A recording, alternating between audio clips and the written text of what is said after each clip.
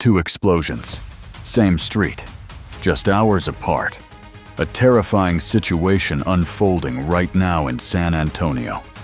You're watching USA Express News, bringing you the latest, fast.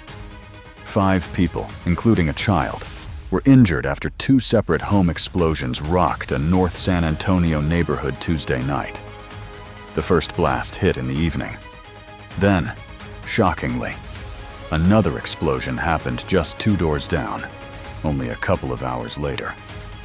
Both homes had people inside at the time. Officials say the explosions were likely natural gas fueled. But here's what's raising serious questions. No evacuations were ordered before the second blast.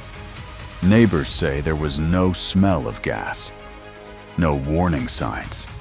In fact, many were outside with firefighters after the first explosion.